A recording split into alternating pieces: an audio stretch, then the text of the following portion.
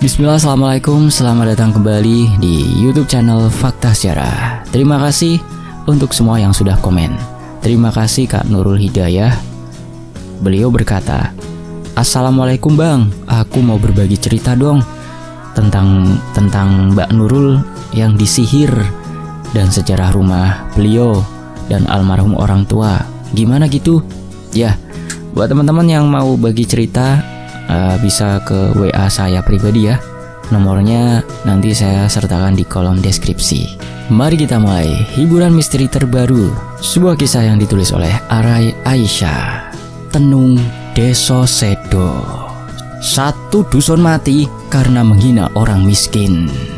Mari kita mulai hiburan misteri ini di YouTube channel Fakta Sejarah.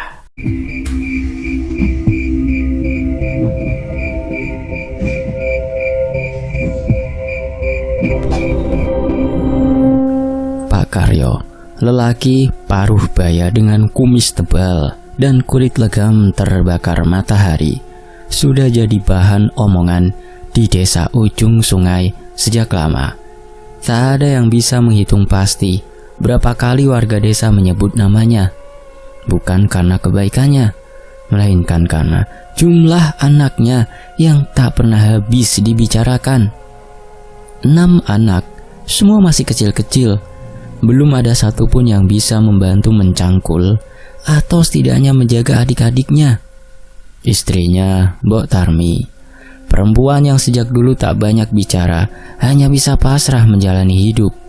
Setiap pagi ia akan sibuk memandikan anak-anak, menyuapi mereka dengan bubur jagung yang hambar, dan menenangkan tangisan balita yang minta digendong bersamaan. "Pak Karyo, anakmu 6. Tapi kok kerjamu hanya gitu-gitu saja? Apa cukup untuk makan?" Begitu suara sumbang dari warung Bumina suatu pagi, saat Pak Karyo lewat membawa cangkul di pundak. Pak Karyo hanya mendesah. Cangkul 2 yang ia bawa seolah lebih tahu beban hidup yang ia pikul ketimbang para tetangga yang cuma tahu mencibir. Di ladang milik Pak Broto, Pak Karyo bekerja dari pagi sampai siang, hanya dibayar dengan Rp12.000 pada saat itu, dan seikat bayam jika beruntung.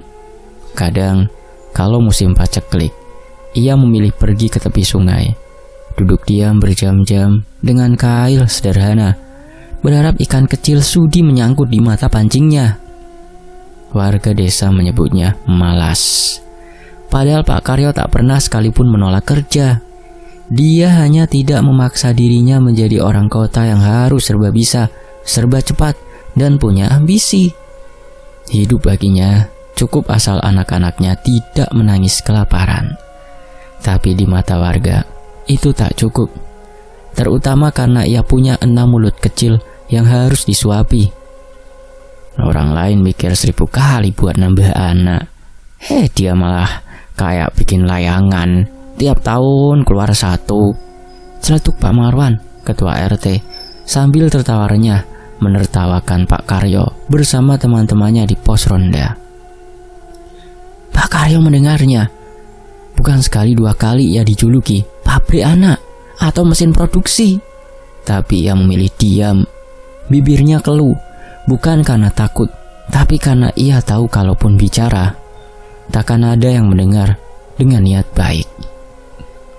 Rumahnya kecil, berdinding gedek, dan beratap seng yang bolong di beberapa bagian. Saat hujan datang, anak-anak akan berlarian menyelamatkan kasur dari bocoran air. Namun di rumah itu, tawa anak-anaknya tetap terdengar. Sederhana tapi hidup. Disitulah Pak Karyo merasa punya segalanya, meski orang lain menyebutnya tak punya apa-apa. Siang itu saat matahari menggantung panas di langit, Pak Karyo pulang membawa 2 ekor ikan gabus kecil dari sungai. Ia membungkusnya dengan daun pisang dan menyelipkannya dalam ikat pinggang. Dari jauh sudah terdengar suara anaknya yang bungsu menangis karena rebutan sendok dengan kakaknya. Pak Karyo masih ke rumah, menyerahkan hasil pancingannya pada istrinya, lalu duduk di lantai bambu. Keringatnya menetes pelan, mengalir di pelipis, lalu jatuh ke dada yang telanjang. Ia tak bicara, hanya menatap anak-anaknya yang masih ramai berebut mainan dari bungkus mie instan. "Bapak, aku diajak Bu Ina," suara Lilis, anaknya yang nomor 3, lirih dari dapur. "Dibilangnya apa, Nduk?" tanya Pak Karyo pelan. "Katanya kenapa aku dilahirin sih? Bapak gak mikir aku dan adik-adik nanti mau makan apa?" Pak Karyo menggertakkan gigi, bukan marah pada anaknya, tapi pada dunia luar yang selalu menyalahkan orang miskin hanya karena mereka tetap memilih hidup. Ia menoleh pada istrinya yang hanya menunduk tanpa kata. "Apa salahnya punya banyak anak? Apa salahnya hidup sederhana?" gumamnya lirih. Malam hari Pak Karyo duduk di depan rumah, ditemani segelas kopi pahit karena gula habis dan langit yang penuh bintang. Di kejauhan, suara jangkrik bersautan. Ia termenung. Hatinya sesak. Ia sudah terbiasa direndahkan, dihina karena tak punya pekerjaan tetap, dianggap beban masyarakat karena tak mampu memberi lebih. Tapi anak-anaknya tak bersalah. Mereka tak minta dilahirkan. Mereka tak salah memilih bapak. Namun warga kampung tak peduli. Bagi mereka, Karyo adalah lambang kemalasan, kesengsaraan yang mereka takuti menular. Padahal ia tak pernah minta-minta. Ia bekerja walau sekedar menanam bayam atau menangkap ikan. Di hari yang lain, matahari baru saja turun ke balik perbukitan. Langit desa ujung sungai perlahan berubah jingga tua, dan debu jalanan mulai menetap setelah seharian diterpa langkah kaki. Dari arah lapangan kecil dekat surau, seorang anak lelaki tampak berjalan gontai. Sandal jepitnya tak sepasang. Rambutnya aut-autan dan matanya sembab merah seperti baru selesai menangis seharian. Itu Joko, anak sulung Pak Karyo. Bocah berusia 10 tahun itu dikenal pendiam, paling dewasa di antara 5 adiknya. Tapi hari itu, wajahnya tak seperti biasa. Matanya sayu, langkahnya lunglai, dan isaknya masih terdengar meski ia berusaha menutup wajah dengan lengan baju. Dari jauh, Mbok Tarmi yang sedang menyapu halaman sudah gelisah melihat anaknya begitu. Ia buru-buru menghampiri. "Le, kamu kenapa? Siapa yang ganggu kamu?" tanyanya sambil berlutut dan meraih wajah Joko. Joko tak langsung menjawab. Ia memeluk ibunya erat, menangis sesenggukan. Tangis yang bukan hanya soal sedih biasa, tapi tangis penuh luka, malu, dan marah yang dipendam anak seusianya. Tangis anak yang sejak lahir sudah mengerti bahwa dunia tak ramah pada mereka yang miskin. Pak Karyo yang sedang menambal jaring ikan di dalam rumah keluar tergopoh melihat keributan kecil itu. "Ada apa, Le?" tanyanya dengan suara rendah namun serius. Joko mendongak, wajahnya merah dan basah. Aku diajak, Pak. Tadi waktu main kelereng." "Siapa yang ngejek?" Pak Karyo kini duduk di dekat anaknya. "Banyak, ada Seno, ada Taufik, terus si Baim juga. Mereka bilang, mending punya adik satu tapi makan nasi putih tiap hari daripada adikmu banyak tapi makanannya bubur jagung yang encer. Mereka bilang kami ini anak-anak kelaparan. Katanya adikku kayak tikus karena kurus semua." Ucapan Joko seperti petir di siang bolong. Tak perlu keras, tapi cukup menyesakkan dada Pak Karyo. Tangan tuanya mengepal di atas lutut, wajahnya menegang. "Terus kamu jawab apa, Le?" tanya Pak Karyo, berusaha menahan gejolak dalam dada. Joko menggeleng pelan. "Aku gak jawab, Pak. Aku lari aja." Mereka ketawa. Mereka bilang aku pengecut, anak miskin kok sombong. Gitu katanya. Pak Karyo mendengus. Matanya nanar memandangi tanah. Lidah keluh, dadanya sesak oleh amarah yang tak bisa langsung disembunyikan. Ia tahu, anak-anak itu bukan sepenuhnya salah. Mereka hanya mengulang apa yang didengar dari orang tuanya. Ia tahu betul, di pos ronda malam-malam bapak-bapak suka menggunjing.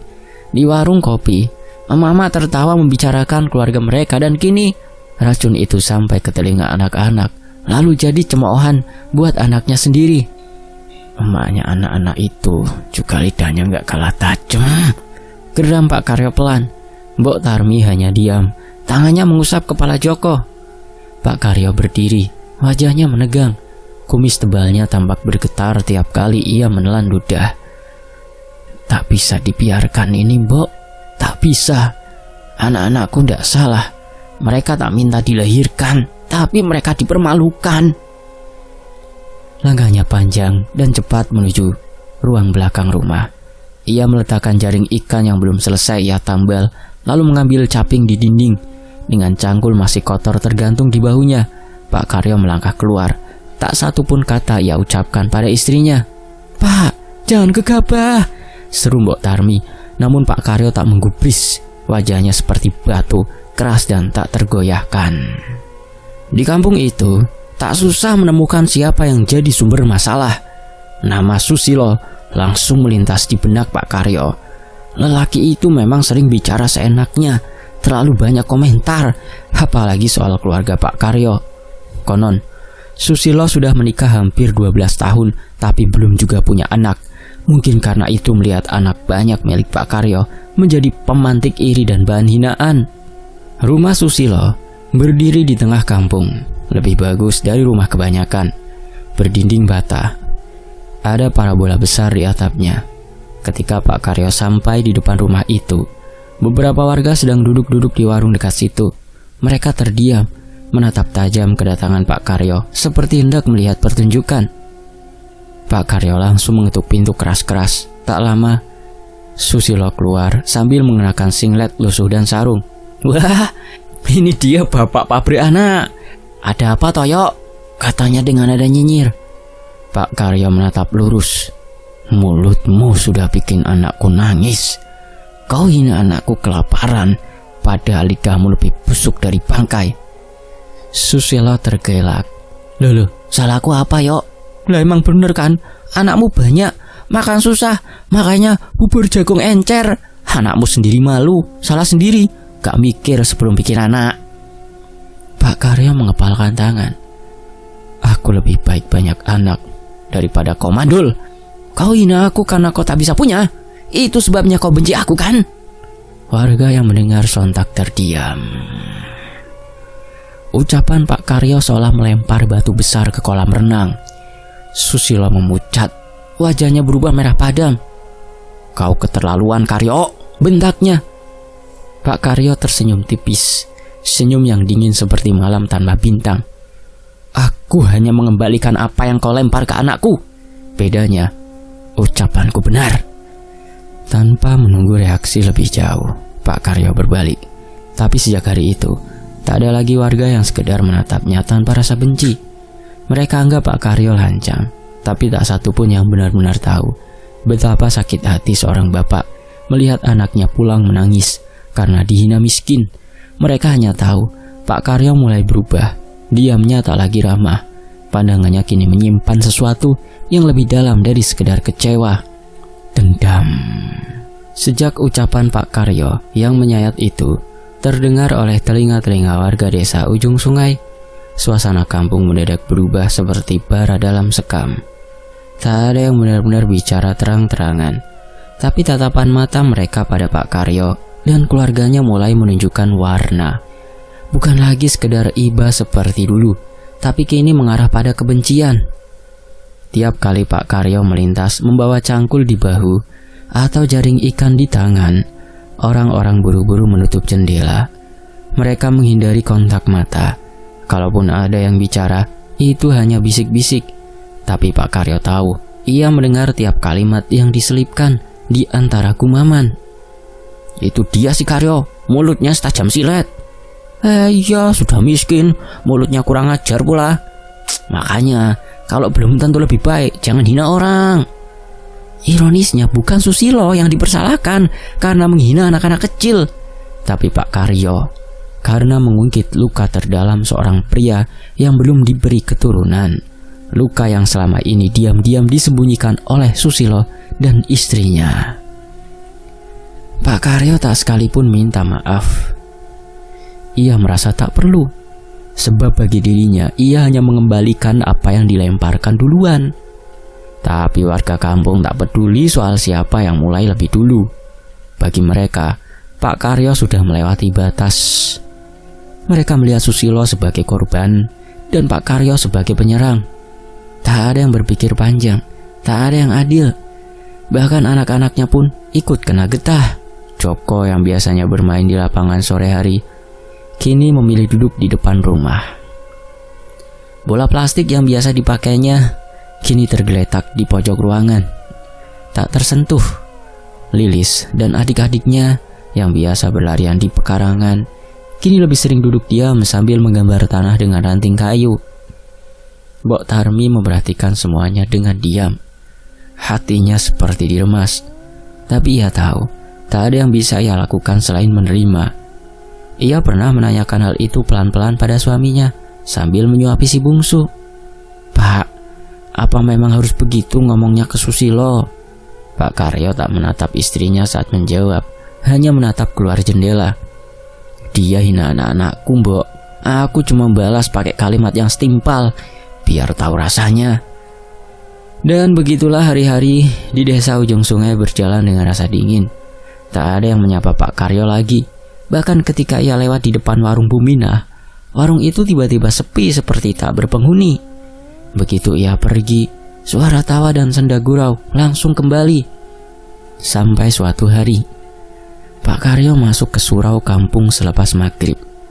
Ia hendak menitipkan beras untuk yasinan almarhum bapaknya minggu depan. Tapi begitu ia masuk, mata-mata menoleh tajam. Beberapa orang yang sedang membaca Al-Quran menghentikan bacaannya. Pak RT bahkan berpura-pura tak melihatnya. Pak Karyo tetap berjalan ke arah rak kayu tempat menyimpan sumbangan. Ia letakkan bungkusan kecil berisi 2 liter beras. Namun belum sempat ia berbalik, suara Pak Marwan terdengar dari belakangnya. "Karyo, surau ini tempat suci. Awas, jaga lidahmu. Jangan sampai bawa-bawa aib orang ke sini." Ucapan itu disambut dengan dengusan pelan dari beberapa bapak-bapak lain. Pak Karyo menoleh, wajahnya tetap tenang, tapi matanya menyimpan sesuatu. "Pak RT, kalau lidah ini tajam, itu karena terlalu sering diiris omongan orang," jawabnya pelan. Tak ada yang membalas. Tapi suasana malam itu makin dingin, bahkan angin pun enggan singgah. Malam harinya saat angin timur mulai bertiup dan lampu-lampu rumah sudah padam, Pak Karyo duduk di teras rumahnya. Anak-anaknya sudah tidur. Tubuh kecil mereka berjejer, beralaskan di tikar usang dan satu selimut tipis. Mbok Tarmi duduk di dalam, merapikan baju-baju yang sudah lama tak diganti. Pak Karyo memandangi langit. Tak ada bintang, langit kelabu, sunyi seperti hatinya. "Manusia memang aneh," gumamnya lirih. Merasa tersakiti tapi tak pernah sadar bahwa lidahnya telah membunuh hati orang lain. Ia duduk lama di sana. Matanya menatap ke arah ujung kampung, tempat rumah Susilo berdiri kokoh, tempat semua omongan berawal. Dan di titik itu dalam diamnya, Pak Karyo mulai berpikir sesuatu. Bukan untuk menuntut pengakuan, bukan pula untuk mengadu pada kepala desa yang sejak awal sudah tak berpihak, tapi lebih dalam dari itu. Sebuah suara dari masa lalu mulai berbisik dalam hatinya. Suara dari darah tua yang mengalir dalam tubuhnya. Suara dari keturunan yang tak hanya hidup dari cangkul dan kail, tapi dari warisan leluhur yang tak kasat mata. Suara itu pelan tapi jelas. "Dendam itu tidak harus berteriak. Kadang cukup dipelihara pelan-pelan lewat tangan yang lebih tua dan lebih tahu cara kegelapan." Dan malam itu Pak Karyo menutup matanya, menyebut satu nama yang telah lama tak ia sebut, Suketi. Tapi untuk malam ini dendam itu harus disimpan, masih hangat, masih terpendam. Besok dunia akan mulai berubah, tapi kampung ini belum tahu. Pagi di desa ujung sungai sebenarnya selalu sama. Hari berikutnya, pagi di desa ujung sungai sebenarnya selalu sama. Kabut tipis menggantung di atas sawah. Ayam berkokok bersahutan dan langkah para petani mulai terdengar, mengguncang tanah basah. Tapi bagi Pak Karyo, pagi bukan lagi waktu yang damai. Setiap kali ia melangkah keluar rumah membawa cangkul, langkah kakinya seperti digiring menuju palung cercaan. Lihat tuh si Karyo, mau kerja? Ajaib, biasanya kan mancing ya. seru Buminah dari warung sembari menyendok sambal. Disambut tawarnya Pucung. "Awas lo, jangan-jangan dia cari tanah buat tidur siang." Hehehe, timpal Pak RT dari balik pagar rumahnya. Pak Karyo tidak menjawab. Langkahnya tetap teguh menyusuri jalan tanah desa. Cangkul di bahunya seperti beban yang makin berat tiap kali satu kalimat hinaan masuk ke telinganya. Mulanya ia anggap angin lalu, tapi lama-lama angin pun bisa membekukan hati. Anak-anak kampung pun seluruhnya meniru kelakuan orang dewasa. Saat Joko dan adik-adiknya hendak mengambil air di sumur, mereka dicegat anak-anak tetangga.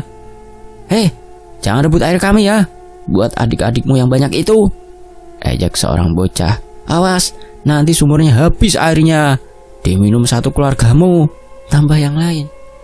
Joko pulang sambil membawa ember setengah penuh dan wajah penuh malu. Ia tak menangis seperti sebelumnya, tapi tatapannya berubah. Ada kemarahan dalam diamnya. Di rumah, Mbok Tarmi mulai sering termenung.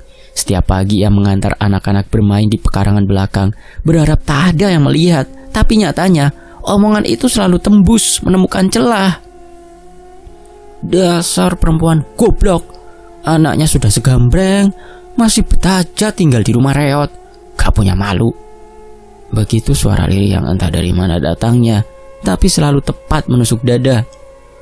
Malamnya, saat semua anak-anak sudah tertidur dan suara jangkrik mendominasi udara, di hari itu, di malam itu, Pak Karyo duduk di depan rumah seperti biasanya. Ia tak menyalakan lampu teplok, hanya duduk dalam gelap, ditemani suara detak jantungnya sendiri. Mbok Tarmi datang, membawa segelas air putih. "Minumlah, Pak," katanya pelan. Pak Karyo menerima gelas itu tanpa bicara. Ia meneguk perlahan, lalu menatap ke arah jalan tanah di depan rumah mereka. "Mbok, kita pergi saja dari sini," ujarnya tiba-tiba. Mbok Tarmi terdiam. "Apa maksudmu, Pak?" "Kita angkat kaki dari kampung ini. Kita sudah tidak dianggap manusia di sini. Bahkan anak-anak kita pun tak bisa hidup tenang. Kalau aku terus diam, aku yang gila. Kalau aku melawan, aku jadi musuh satu kampung. Lebih baik kita cari tempat lain, Mbok." Nada bicara Pak Karyo tenang, tapi tegas. Bukan kemarahan yang bicara, tapi luka yang sudah terlalu dalam untuk dijahit. Mbok Tarmi menatap wajah suaminya. Ia tahu betul, lelaki itu bukan tipe yang gampang lari dari masalah. Tapi jika sudah sampai pada titik ini, artinya hatinya sudah pecah. "Terus kita mau kemana, Pak?" tanya Mbok Tarmi lirih. "Ke kampung sebelah, ke tempat Buyut Suketi. Dulu waktu kecil aku pernah tinggal di sana. Masih ada sisa tanah peninggalan bapakku. Gubuknya memang reot, tapi lebih baik reot di tempat yang sunyi daripada hidup di kampung penuh mulut beracun." Esok paginya tanpa pamit pada siapapun, Pak Karyo dan keluarganya pergi. Mereka berjalan kaki, membawa beberapa karung pakaian yang dicinjing dan dipanggul. Anak-anak berbaris, menahan kantuk dan lapar, tapi mengikuti langkah orang tua mereka tanpa tanya. Rumah mereka ditinggalkan kosong. Tak ada yang tinggal, kecuali tikar usang dan beberapa perabot kayu tua. Di jalan, warga memperhatikan diam-diam dari balik gorden.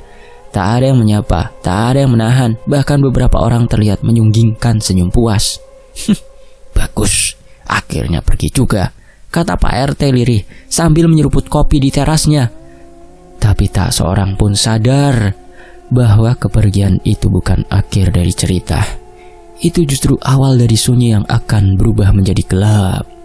Sebab bukan hanya tubuh yang meninggalkan desa, dendam pun turut dibawa. Sementara itu, di ujung hutan kecil yang memisahkan desa ujung sungai dengan kampung sebelah, terlihat gubuk tua berdiri miring dengan atap ilalang dan dinding anyaman bambu. Asap tipis mengepul dari tungguk kecil di dalamnya. Dan di sana, seseorang telah menunggu, duduk bersila di atas tikar.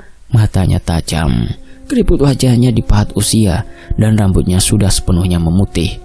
Ia seperti tahu bahwa cucunya nanti akan datang membawa luka yang akan diberi obat atau kutuk. Tapi untuk malam ini, langkah Pak Karyo baru saja selesai berpindah, bukan untuk lari, tapi untuk mencari jalan lain, jalan yang tak dilalui cahaya, jalan yang hanya bisa dilalui oleh mereka yang hatinya tetap telah dipijak habis-habisan. Gubuk reot di tepi hutan desa Danwangi itu berdiri dengan kesunyian yang mencekam. Atapnya dari ilalang tua, dindingnya anyaman bambu yang bolong-bolong dimakan usia. Di halaman belakang ada pohon kelapa tua dan sumur tua yang airnya tak lagi jernih. Tapi tempat itu kini menjadi tempat berteduh bagi keluarga Pak Karyo yang meninggalkan kampung lama bersama luka dan kehinaan. Malam pertama di sana tidak ada pelita, hanya cahaya remang bulan yang tembus lewat celah-celah dinding. Anak-anak tidur berimpit di atas tikar. Tubuh mereka lelah setelah perjalanan seharian. Mbok Tarmi duduk di sudut, menatap suaminya yang belum juga memejamkan mata. Pak Karyo diam saja. Pandangannya kosong menatap langit-langit gubuk, tapi dadanya mendidih. Esok paginya, sebelum ayam jantan berkokok, ia sudah bersiap, mengenakan baju lama, lalu melangkah sendirian ke bagian paling dalam desa. Tujuannya hanya satu, rumah orang pintar. Rumah tua itu berdiri di antara pepohonan rindang. Di depannya ada pagar bambu kecil dengan pintu yang selalu terbuka. Aroma dupa dan wangi menyan menyeruak dari dalam rumah. Dari kejauhan sudah terasa hawa berbeda, bukan hawa biasa, tapi semacam aura berat yang membuat langkah kaki menapak dengan penuh waspada. Mbah Dukun Suketi duduk di amben kayu, menghadap ke tungku yang masih menyala. Tangannya menggenggam rokok lobot setengah terbakar. Meski tubuhnya sudah rentah, sorot matanya masih tajam. Wajahnya penuh kerutan. Tapi ada kekuatan aneh terpancar dari sorot matanya. Begitu melihat Pak Karyo masuk, Mbah Suketi langsung menoleh. Tak ada kata sambutan, hanya lirikan mata yang seolah bertanya, "Tenanglah Karyo, aku akan membantumu." Pak Karyo bersimpu di hadapan buyutnya. Tangannya mengepal. Tubuhnya sedikit gemetar menahan amarah yang sudah tertimbun bertahun-tahun. Dan begitu ia mulai bercerita, aliran kata-kata seperti tak bisa dibendung lagi. Ia ceritakan semuanya, tentang ejekan yang menimpa dirinya, tentang anak-anaknya yang dihina, tentang mulut warga desa yang tak pernah berhenti memaki. Ia bahkan menceritakan bagaimana Susilo dengan wajah puas meremehkan dirinya dan keluarganya di depan umum. Semua luka itu ia tumpahkan. Mbah Suketi mendengarkan dengan seksama. Sesekali wajahnya berubah, alisnya berkerut, rahangnya mengeras, dan matanya mulai berkilat. Ketika Pak Karyo selesai bicara, hening melanda sejenak. "Aku bisa terima kau miskin," ujar Mbah Suketi lirih. "Tapi aku tak bisa terima cucuku diperlakukan seperti sampah hanya karena kau memilih hidup sederhana. Mereka menghina darahku, mereka meludahi namaku." Pak Karyo menunduk. "Kalau aku minta sesuatu darimu, Buyut, apakah kau akan bantu memberikan?" tanyanya pelan. Mbah Suketi mengangkat dagunya. "Dulu aku bersumpah takkan lagi melibatkan diriku dalam urusan dunia. Tapi untukmu, untuk darah dagingku yang diinjak-injak, aku akan buka kembali semua yang pernah aku tutup." Pak Karyo menatap buyutnya. Pandangannya tak lagi gentar. "Aku tak butuh mereka mati, belum sekarang. Aku hanya ingin mereka tahu rasanya dihantui oleh rasa takut. Tak bisa tidur, tak bisa makan. Aku ingin mereka hidup dalam ketakutan yang tak berujung." Mbah Suketi tersenyum tipis. Tapi senyum itu bukan senyum seorang buyut, melainkan senyum seorang perempuan tua yang menyimpan rahasia kegelapan terlalu lama. Ya, senyum Mbah Suketi. "Kau tahu resikonya, Karyo?" tanya Mbah Suketi. "Aku tahu, asal anak-anakku tak lagi menangis karena hinaan. Aku siap, Buyut." Mbah Suketi berdiri, langkahnya pelan menuju sudut ruangan, di mana sebuah peti kayu tua tergeletak. Ia buka perlahan. Dari dalam peti diambilnya sebuah kendi tanah liat, seikat rambut manusia yang sudah mengering, dan selembar kain mori. "Kita akan mulai malam Jumat, malam ketika batas dunia manusia dan dunia gaib setipis kain basah. Aku tak akan panggil jin murahan, kita akan bangunkan leluhur kita yang dulu pernah memelihara gunung ini dari orang serakah. Roh-roh yang sudah lama tidur dalam tanah dan akar. Pak Karyo diam. Tapi dalam hatinya angin dingin berembus. Tak ada rasa takut, yang ada hanya kepuasan aneh. Seperti seseorang yang akhirnya menemukan tempat untuk menyimpan dendamnya. Dari mana kita mulai? Tanya Pak Karyo. Kita mulai dari rasa. Tak usah langsung menyakiti. Kita tanam rasa gentar dalam dada mereka. Biarkan mereka berpikir mereka dikutuk oleh nasib.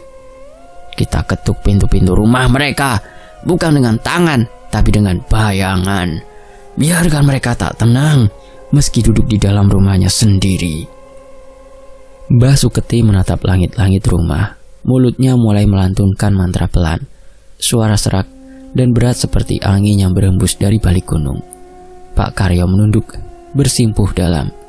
Di balik kelopak matanya yang tertutup, terbayang wajah-wajah orang yang tertawa di atas penderitaan keluarganya. Malam itu, di bawah cahaya bulan sabit, suara tangisan ayam jantan menggema lebih awal dari biasanya. Udara menjadi lebih dingin. Dan di desa ujung sungai, yang jaraknya hanya 1 bukit dari tempat itu, angin tiba-tiba berhenti berhembus.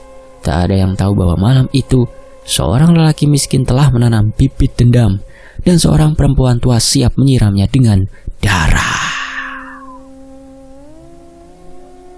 Di sisi lain, angin tak berhembus di desa ujung sungai. Malam-malam terasa pekat dan padat, udara menjadi berat, seolah mengandung sesuatu yang tak terlihat, tapi terus mengawasi. Sejak malam Jumat itu, desa seperti berubah wujud. Daun pisang tak lagi bergemerisik, ayam tak lagi berkokok di subuh hari, dan suara jangkrik mendadak hilang entah kemana. Yang ada hanya sunyi dan rasa mencekam yang menempel di kulit seperti hawa dingin dari dalam bumi. Setiap rumah di desa itu mengalami kejadian serupa. Ketukan. Bukan ketukan biasa. Suaranya keras, ritmis, dan tak berasal dari satu arah. Kadang dari pintu depan, kadang dari jendela belakang, kadang dari genteng yang seolah diinjak oleh kaki tak tampak. Tapi begitu dibuka, tak ada siapa-siapa, hanya bau anyir dan hembusan angin pengap. Susilo, yang dulu paling lantang mengejek Pak Karyo, menjadi orang pertama yang merasakannya. Malam itu ia baru saja selesai minum teh bersama istrinya. Mereka belum sempat menyalakan lampu tidur ketika ketukan pertama terdengar. Tok tok tok. Siapa? Tanya Susilo sambil berdiri. Tapi tak ada jawaban. Ia membuka pintu perlahan. Halaman kosong, gelap, sepi. Ia menatap sekitar, curiga, tapi tak menemukan siapa-siapa. Ia kembali masuk, tapi belum sempat duduk. Suara itu kembali. Tok tok tok. Kali ini dari arah jendela dapur. Istrinya mulai menggigil. Mas, jangan dibuka mas. Tak mungkin maling, gumam Susilo. Kampung kita tenang selama ini. Bukan soal maling mas, rasanya ini bukan manusia. Ketukan terus terjadi sepanjang malam. Tidak hanya di rumah Susilo, tapi di seluruh desa. Anak-anak kecil menangis meraung, seperti tangisan Joko yang dihina, seperti tangisan Lilis juga yang dihina. Beberapa bahkan sampai demam tinggi.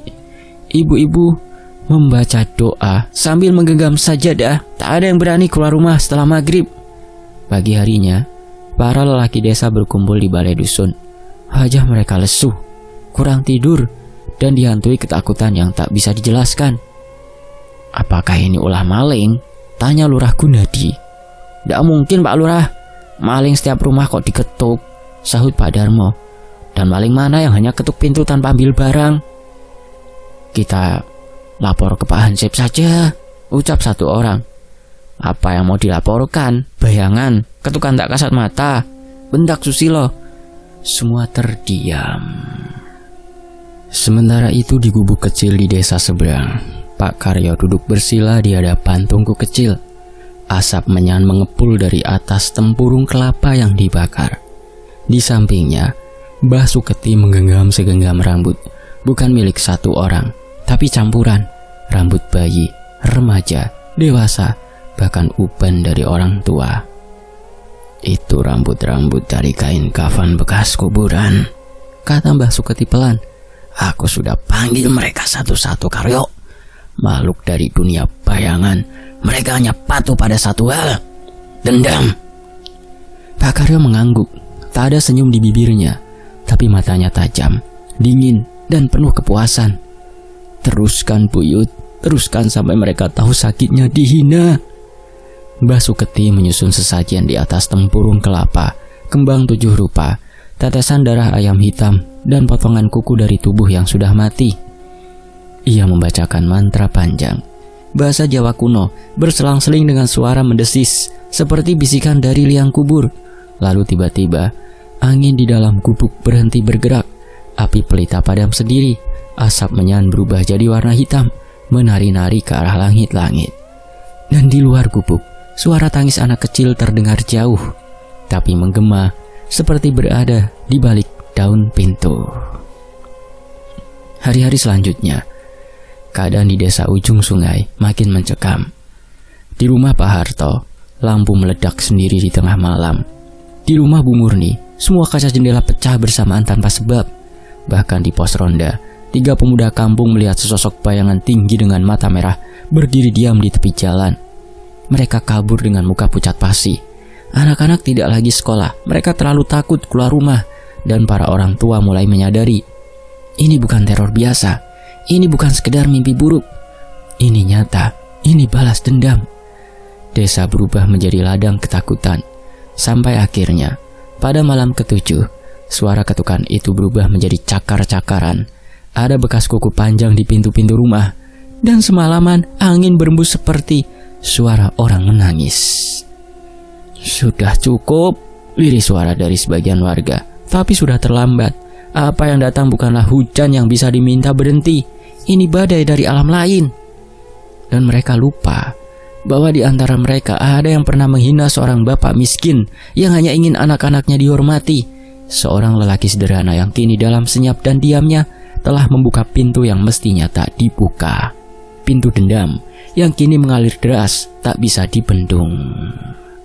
Desa ujung sungai bukan lagi tempat tinggal yang damai. Kini ia menjelma menjadi kubangan ketakutan. Warga tak lagi bicara banyak. Jika terpaksa bertemu di jalan, mereka hanya saling pandang sekejap, lalu buru-buru berlalu, seperti takut sesuatu menyelinap di balik bayangan mereka. Pada minggu kedua, setelah teror itu mulai, satu persatu warga lanjut usia mulai tumbang. Bukan karena sakit menahun, tapi karena ketakutan yang terus-menerus menggerogoti tubuh dan pikirannya. Mereka meninggal dalam tidur, tapi bukan tidur yang tenang. Pak Darto, usia 75 tahun, ditemukan pagi-pagi oleh istrinya. Tubuhnya kaku dengan mata terbuka lebar, wajahnya pucat pasi, seperti baru melihat sesuatu yang sangat mengerikan. Bahkan tangan kirinya mengepal erat, menggenggam kain selimut sampai robek. Tak ada luka, tak ada tanda-tanda serangan jantung, tapi wajah itu penuh ketakutan yang terucap. Ia mati ketakutan. Arwahnya belum tenang, lihat wajahnya masih menyimpan jeritan. Warga mulai membicarakan hal itu secara bisik-bisik. Dan korban itu juga pernah menghina Pak Karyo. Setiap kematian diikuti dengan kejadian aneh. Ada pohon pisang yang roboh tengah malam, walau angin tak berhembus. Ada ayam-ayam mati mendadak di dalam kandang dengan mata melotot dan lidah menjulur. Bahkan ada bayi yang lahir prematur dan menangis tanpa henti semalaman. Ini kutukan, ujar seorang warga di warung sembunyi-sembunyi. Kutukan dari keluarga Pak Karyo. Tapi siapa berani menyebut nama itu sekarang? Nama Pak Karyo dan Mbah Suketi hanya disebut dalam doa supaya mereka menjauh. Desa ujung sungai terbelah dalam ketakutan. Di rumah milik Bu Minah, yang sehari-harinya sering mengejek Pak Karyo, janda tua yang terkenal suka menggunjing, tiba-tiba dilanda keributan tengah malam. Tetangga mendengar teriakan histeris dari dalam rumah, teriakan yang kemudian berubah menjadi suara tangisan, lalu senyap. Esok paginya, warga mendapati pintu rumah Bu Minah terbuka lebar. Di dalam ia ditemukan dalam posisi duduk di sudut kamar.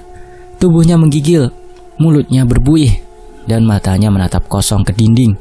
Ia masih hidup, tapi tak bicara sepatah kata pun. Tidak makan, tidak bergerak, tidak bereaksi. Kesurupan? Tanya warga. Pak, kesambet, kata yang lain. Tapi Mbah Wiryo, dukun tua yang tinggal di ujung desa, punya pendapat berbeda. Setelah melihat kondisi Puminah, ia bergumam sambil menunduk. Ada yang melakukan ini. Ini bukan makhluk halus biasa. Ini kekuatan yang dibangkitkan dengan kemarahan. Dendam lama yang diberi makan hingga menakutkan, dan desa ini telah kena kutuk.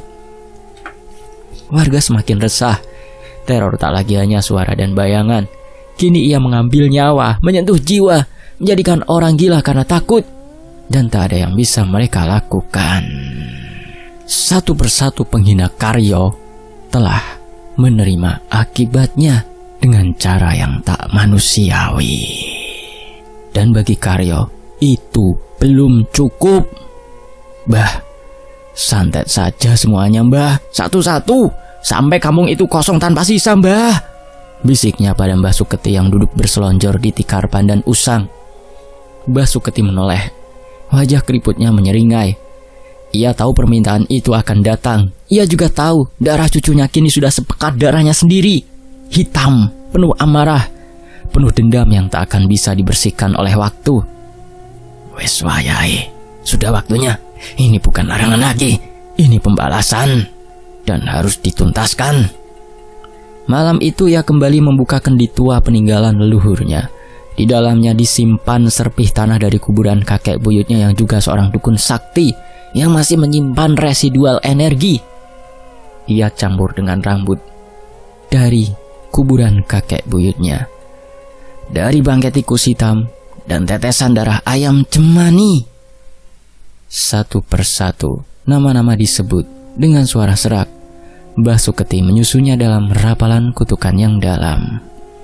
Susilo, Sarti, Wiryo, Leman, Budi, Karsinah, Ketua RT Marwan. Para kemenyan menyala redup. Angin mendesir masuk sela-sela dinding anyaman bambu. Di luar suara burung hantu terdengar jelas, panjang, bersahutan dengan suara gemeretak kayu. Dan di saat bersamaan, di desa ujung sungai, Susilo menggeliat di ranjangnya. Tubuhnya panas, matanya memerah. Ia terbangun dengan dada sesak dan bayangan hitam melayang di langit-langit rumahnya. Tak bisa bersuara, tak bisa bergerak, hanya bisa menatap ketakutan. Keesokan paginya, ia ditemukan tak bernyawa. Wajahnya membiru, matanya terbuka, lidahnya terjulur keluar. Disantet ini, bisik seorang warga. Tapi tak ada yang berani menyebut nama Pak Karyo. Tak ada yang mau cari masalah. Mereka hanya bisa mengubur ketakutan itu bersama jenazah Susilo. Tapi mereka tahu, ini baru awal dari akhir. Pak Karyo duduk tenang malam itu. Ia menatap kobaran api di tungku kecil yang dibakar di depan gubuk. Sorot matanya kosong, tapi dalam. Penuh keyakinan bahwa dendamnya akan dibayar lunas. Bukan hanya oleh kematian, tapi oleh penderitaan yang lambat dan menyakitkan. Karena bagi Pak Karyo, selama nafasnya masih ada, dendamnya pun tetap hidup. Sementara itu, tiupan angin yang menyisir pematang sawah di pinggiran desa ujung sungai tak lagi membawa bau tanah basah atau suara riuh tawa anak-anak. Sejak 1 bulan terakhir, sejak kematian Susilo, Pak Marwan RT, dan yang lainnya, para penghina Karyo, udara di desa itu terasa berat, pekat seperti dilapisi kabut duka dan kematian. Tak ada lagi aktivitas pagi seperti biasa. Tak ada ibu-ibu ke pasar, tak ada bapak-bapak yang mencangkul sawah, juga tak nongkrong di pos ronda, juga tak ada anak-anak bermain. Yang ada hanyalah kematian. Hari demi hari satu nama jatuh menyusul ke liang lahat. Dan semua yang mati dengan cara yang tak wajar. Dimulai dari Pak RT Warman yang ditemukan tergantung di pohon besar di pinggir balai desa. Tubuhnya membiru dan matanya melotot seperti hendak copot.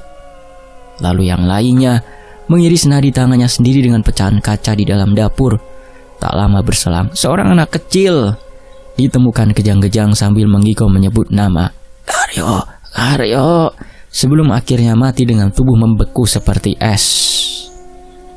Buyut Suketi menjalankan tugasnya dengan ketelatenan seorang perajut tenun. Santet demi santet ia lemparkan dengan sabar dan presisi. tanpa pernah merasa bersalah.